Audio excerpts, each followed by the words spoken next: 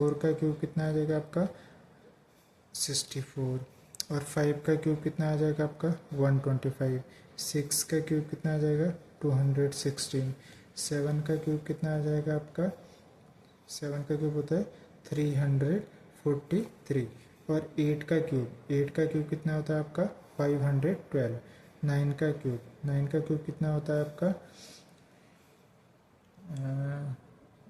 9 का क्यूब कितना होता है आपका 729, 10 का क्यूब कितना होता है आपका 1000, ठीक है। एंड 11 का क्यूब कितना होता है 1331, ठीक। तो कम से कम क्यूब आपको 12 तक या 10 तक याद होने चाहिए, ठीक है ना। ये कैलकुलेशन के लिए, यानी कि फास्ट कैलकुलेशन के और कुछ नहीं, ठीक है। आप सब ये देख रहे होंगे कि यानी कि जो क्यूब है, ठीक है ना, अब कोई भी परफेक्ट क्यूब नंबर है, यानी कि कोई भी क्यूब नंबर है तो उसके यूनिट डिजिट क्या होगी, या तो 1, 8, 7, 4, 5, 6, फिर 3, 2, 9, 000 या और 1, ये हो सकता है। यानी कि यूनिट प्लेस पे क्या आ सकता है उसका 0 आएगा, 8, 7, 4, 5, 6, यानी कि कुछ भी आ सकता है, जैसे 1, 2, 3, 4, 5, 6, 7, 8, 9, ठीक है। अब जैसे हमने क्यूब रूट में पढ़ा, स्क्वायर रूट में पढ़ा था, स्क्वायर रूट में, ठीक है ना, यूनिट प्लेस पे कौन कौन सी वैल्यू नहीं आ सकती थी, 2, 3, 7 और 8 नहीं आ सकते थे, ठीक है ना। लेकिन यहाँ क्या आ रहा है, देखो यूनिट प्लेस पे कोई भी वैल्यू आ रही है, ठीक है ना। अगर किसी भी नंबर के यूनिट प्लेस पे 1, 2, 3, 4, 5, 6, 7, 8, 9 और 0 है, देखो सभी नंबर हैं 1, 2, 3, 4, 5, 6, 7, 8, 9, सभी नंबर है, ठीक है। तो वो नंबर क्या हो सकता है, वो परफेक्ट क्यूब नंबर हो सकता है, ठीक है ना। यानी कि कोई भी नंबर परफेक्ट क्यूब नंबर हो सकता है अगर जिसकी यूनिट प्लेस पे ये हो, ठीक है ना। इसका मतलब ये नहीं कि सभी जो भी नंबर है अगर इनके यूनिट प्लेस पे ये नंबर हो, ये डिजिट्स हैं, तो क्यूब ही होंगे, सब नहीं होंगे, ठीक है ना। तो हो सकता है कोई भी, ठीक है, ध्यान रखना इस चीज़ का। Thank you.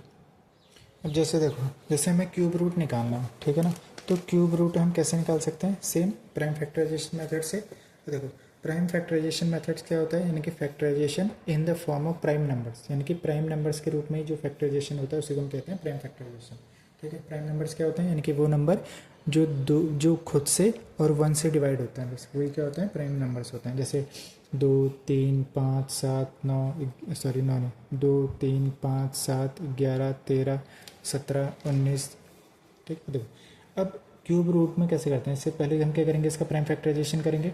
जैसे 2 से आएगा 108, फिर 2 से आएगा 2 5 जा 2 4 जा, फिर 2 से आएगा 27, 3 से 9 टाइम्स, 3 से 3 टाइम, 3 से 1 टाइम। अब 216 है, ठीक है। इसका हमने क्यूब रूट फाइंड करना है, जैसे स्क्वायर रूट का साइन होता है, अब इसके आगे हम क्या लगा देते हैं 3, तो इट मीन्स इसका मतलब क्या होगा, क्यूब रूट ऑफ 216।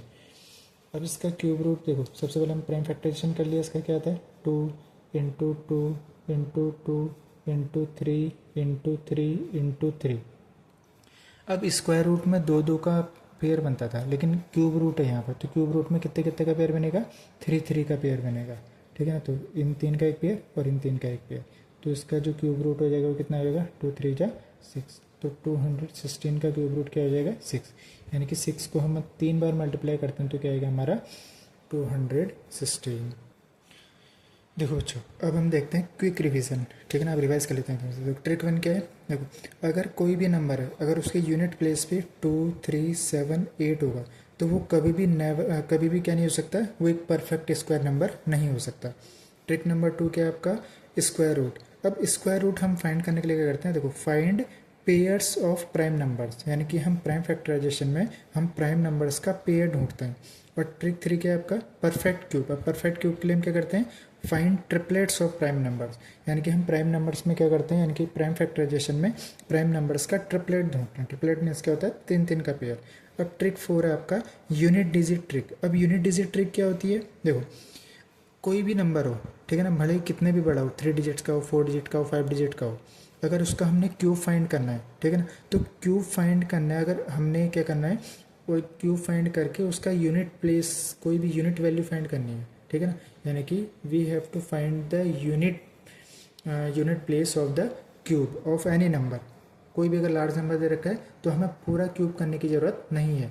हम क्या करेंगे, हम सिर्फ उसकी यूनिट प्लेस का क्यूब करेंगे। जैसे 131 का क्यूब है, अब हमें ये फाइंड करना है कि इसके क्यूब के यूनिट प्लेस पे कौन सा नंबर आएगा।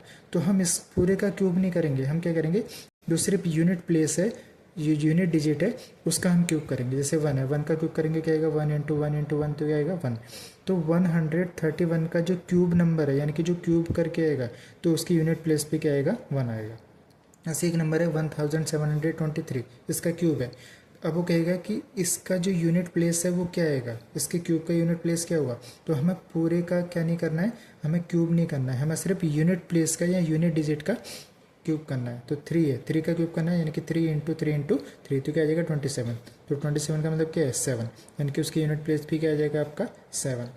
जैसे 478 का क्यूब है, ठीक है, हमसे कहेगा कि 478 का क्यूब, यानी कि इसका जो क्यूब है उसकी यूनिट प्लेस पे कौन सा नंबर आएगा। तो हमें पूरे का क्यूब नहीं करना है, हमें सिर्फ यूनिट प्लेस का क्यूब करना है, यानी कि 8 का क्यूब करना है। तो 8 इंटू 8 इंटू 8 यानी कि कितना आ जाएगा 512 हो जाएगा। तो यानी कि उसकी यूनिट प्लेस पे कौन सा नंबर आ जाएगा आपका 2 आ जाएगा। ठीक है, तो बस it is clear. Thank you. अगर आपको कोई भी डाउट हो तो आप कमेंट्स में कर सकते हो, ठीक है। और 2-4 नंबर आप हो सकता है होमवर्क कर लेना। Thank you.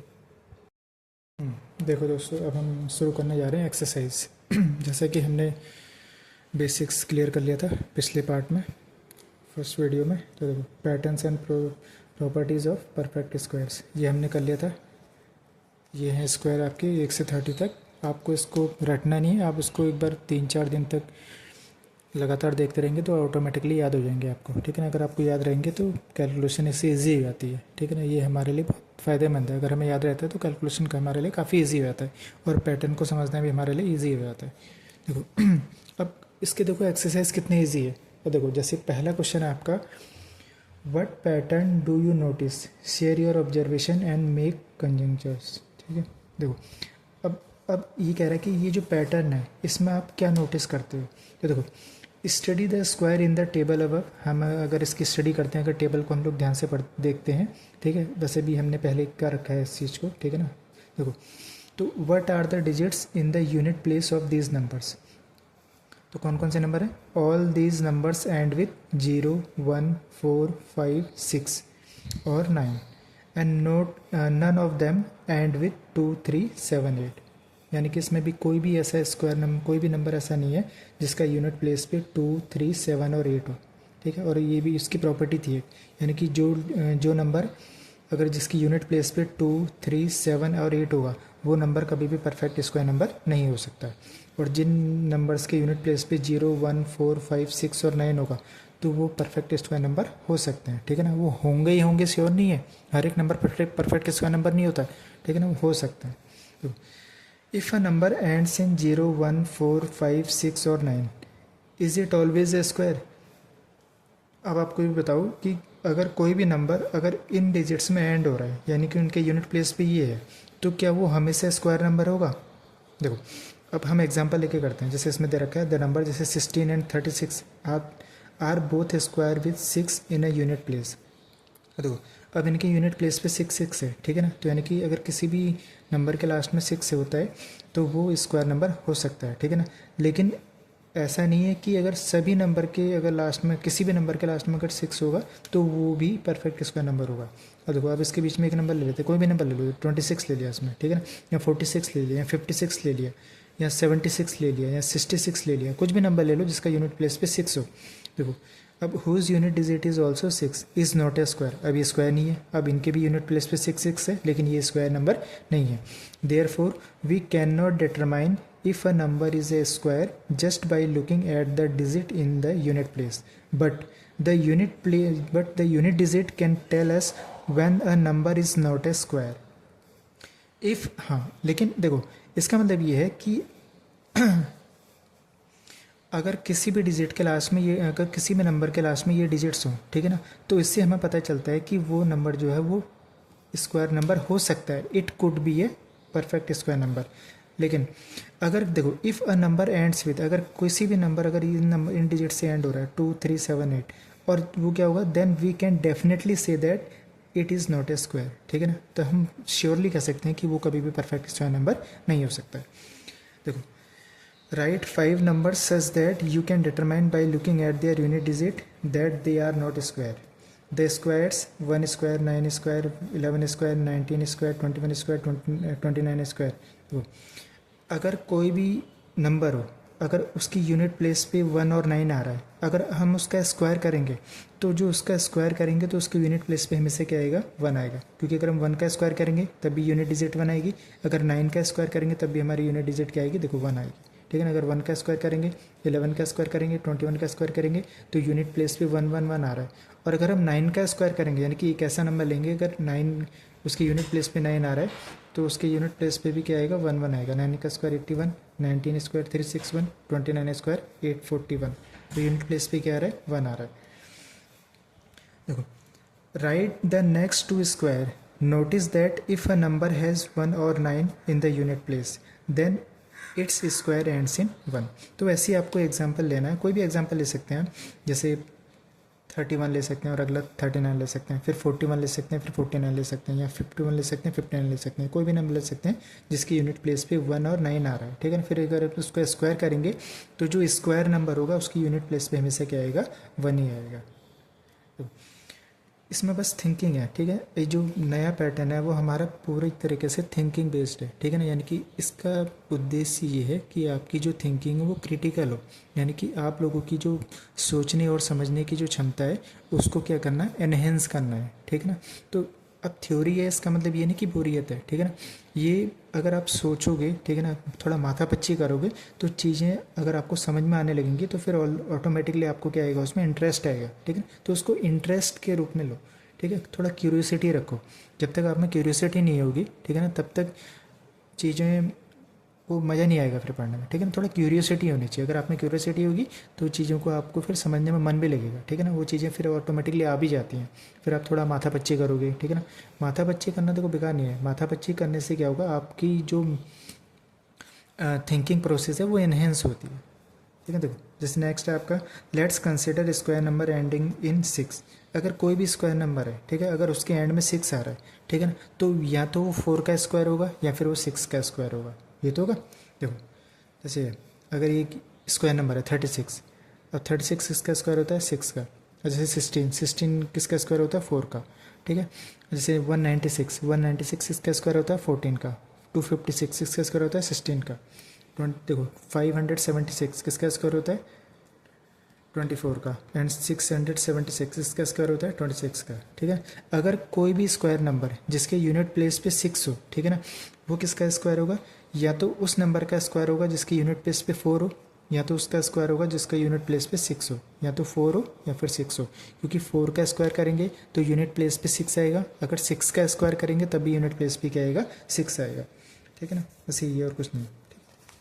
देखो नेक्स्ट है आपका, देखो अब आप इजीली इसको क्या कर पाएंगे, सॉल्व कर पाएंगे। जैसे अगला है आपका, देखो जो भी प्रॉब्लम्स होंगी अगर आप थोड़ा सा चीज़ों को लॉजिकली और रीजनिंग बेस पे समझो तो टफ नहीं है, चीज़ें बहुत इजी है, ठीक है ना। देखो अब इसको आप कैसे इजीली सॉल्व कर पाओगे। देखो, which of the following numbers have the digit 6 in the unit place.